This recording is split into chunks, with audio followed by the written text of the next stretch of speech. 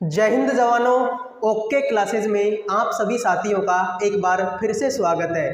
तो CISF HCM का exam complete हो चुका है और कल शाम को आपकी आंसर की भी आ चुकी है। आई होप कि आपने आंसर की को चेक कर लिया होगा। आंसर की आने के बाद में बहुत सारे क्वेश्चन जो है मन में उठ रहे होंगे कि आंसर की आने के बाद में कट ऑफ का क्या मसला है, नॉर्मलाइजेशन होगा या नहीं होगा, इसके अलावा किस शिफ्ट में कितने नंबर बढ़ेंगे। ठीक है, अब बढ़ेंगे मैंने क्यों लिखा है, क्योंकि देखो आपको पता होगा आपने आंसर की को अगर अच्छे से चेक की है तो कुछ क्वेश्चन तो ऐसे थे जो पेपर में ही गलत थे, जिनका डाटा पेपर में ही गलत दिया हुआ था। कुछ क्वेश्चन ऐसे थे जो पेपर में सही थे लेकिन उनका जो डाटा है, मतलब जो फाइनल जो आंसर की आई है उसमें जो टिक लगाया है वो गलत आंसर पर टिक लगाया है। ठीक है, मैथ के क्वेश्चनों का सॉल्यूशन हमने करवा दिया है, अगर आपने नहीं देखा है तो देख लीजिए कि कौन कौन सी शिफ्ट में कितने क्वेश्चन आपके गलत हैं। ठीक है, तो ये सारी बातों पर हम चर्चा करेंगे कि आंसर की के बाद में कट ऑफ का क्या मसला रहने वाला है, किस शिफ्ट में कितने नंबर बढ़ेंगे और नॉर्मलाइजेशन होगा या नहीं होगा।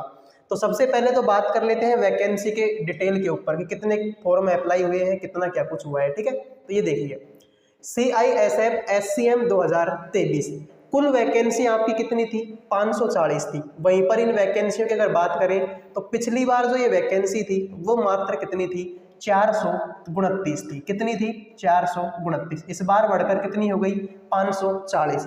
एग्जाम 4 शिफ्टों में हुआ था। 30 तारीख को 3 शिफ्ट थे, 31 तारीख को मॉर्निंग शिफ्ट में हुआ था। इसके अलावा कुल एग्जाम सेंटर कितने थे, 37 एग्जाम सेंटर बनाए गए थे और बुलाए गए स्टूडेंट यानी कि एग्जाम देने के लिए कितने स्टूडेंटों को बुलाया गया था, तो वो था 3,26,877 स्टूडेंटों को। अब क्या ये सारे के सारे स्टूडेंट एग्जाम देने के लिए गए थे क्या, बिल्कुल नहीं गए थे।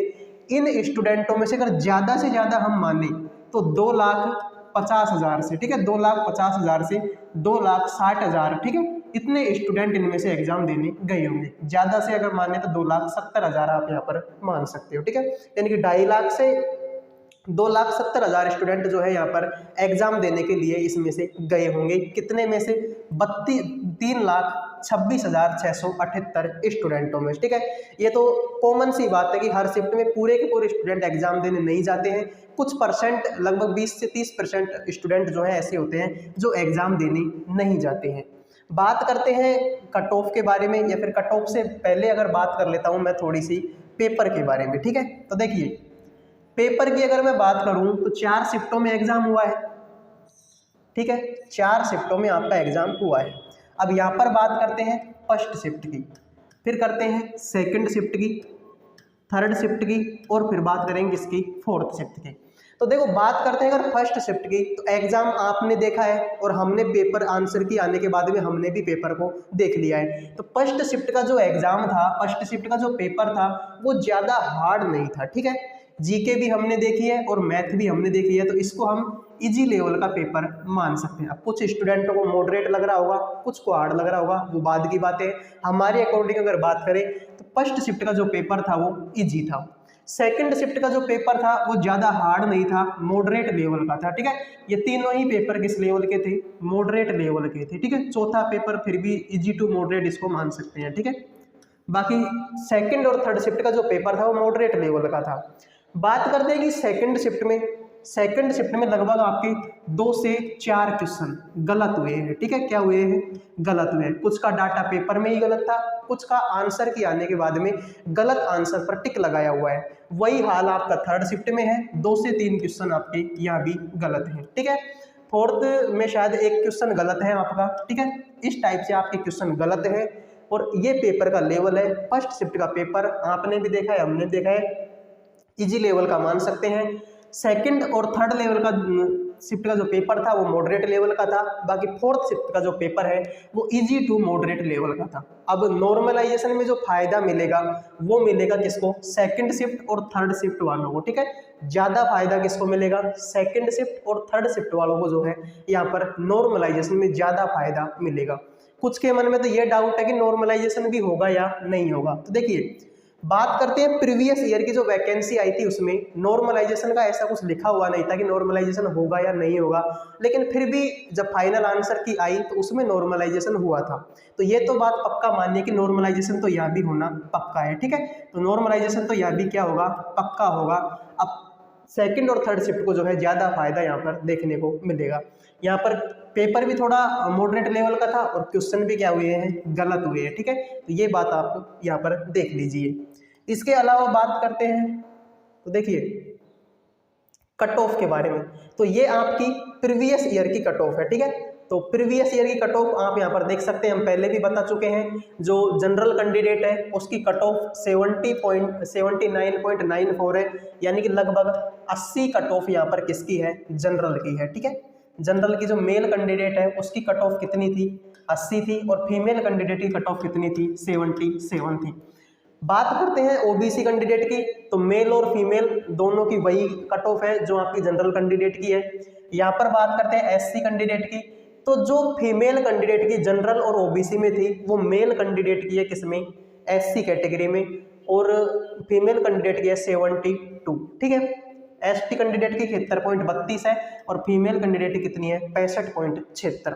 अब बात करते हैं कि अब की बार कट ऑफ क्या रहने वाली है। उससे पहले मैं आपको एक सर्वे दिखा देता हूं। हमने चैनल पर एक सर्वे किया था और उसमें स्टूडेंटों से पूछा गया था कि आंसर के आने के बाद में CISF HCM में कितने नंबर आ रहे हैं। आंसर की आने के बाद में CISF HCM में कितने नंबर आपके आ रहे हैं। तो यहाँ पर 18% स्टूडेंटों ने आंसर दिया 70 से 80 नंबर, ठीक है। 57% ने आंसर दिया कितना, 80 से 90। 19% ने आंसर दिया 60 से 70 और 5% ने आंसर दिया 90 से 100। अब ठीक है, देखो इनको तो आप भूल ही जाओ 19% को, तो ठीक है, और इनको भी आप भूल जाओ, ठीक है। 70 से 80 अगर ये SC ST कैटेगरी में है तो फिर भी चलो इनका चांस है, ठीक है, SC ST कैटेगरी में। बाकी अगर आप जनरल और OBC कैटेगरी में है तो इनको भी आप भूल जाइए। बाकी ये 5% पता नहीं कौन लोग हैं, ठीक है, हो सकता है कि इनके आ भी रहे हो, बाकी ऐसा होता नहीं है। 5% में से लगभग 5% भी अगर इनका माने तो 1 से 2% ही इनमें क्या बोल रहे होंगे, सच बोल रहे होंगे। 5 के 5% तो ये गलत बोल रहे हैं, ठीक है। तो बात करते हैं कि कंपटीशन कहाँ पर है, 80 से 90 के बीच में, और आपकी जो कट ऑफ रहने वाली है वो भी इस बार 80 से 90 के बीच में ही रहने वाली है। अगर आपका नंबर 80 से 90 के बीच में है तो आप एकदम सेफ स्कोर है, ठीक है। आपका क्या है, सेफ स्कोर है अगर 80 से 90 के बीच में आपके नंबर है तो। क्योंकि देखो प्रीवियस ईयर की कट ऑफ ही आप देख लीजिए, प्रीवियस ईयर की कट ऑफ ही लगभग 80 को टच कर रही है जनरल और OBC की, तो इस बार कैसे कम रह सकती है, कंपटीशन तो बड़ा है इस बार। तो पिछली बार अगर 80 गई है तो इस बार आप मान लो कि ये कट ऑफ जो है मेल कैंडिडेट की OBC और जनरल के लिए, इस बार ये जो कट ऑफ है आपकी OBC के लिए और जनरल कैंडिडेट के लिए 80 तो पिछली बार थी, तो इस बार ये कट ऑफ रहने वाली है आपकी लगभग 85 के करीब, ठीक है। 84 प्लस आप इसको मान सकते हैं, 84-85 के करीब ये कट ऑफ रहने वाली है। वही मेल कैंडिडेट की 77 पिछली बार थी, तो इस बार आप मान लीजिए इसको 82%, ठीक है, ये कट ऑफ आपकी रहने वाली है। बात करते हैं SC, तो पिछली बार जो फीमेल कैंडिडेट की थी OBC और जनरल में, वही किसकी थी, SC कैंडिडेट के मेल की कट ऑफ थी, तो ये भी इस बार आप मान लीजिए 80 तो मान ही लीजिए, ठीक है। 80 82 नहीं तो 80 तो आप इसको मानना पड़ेगा।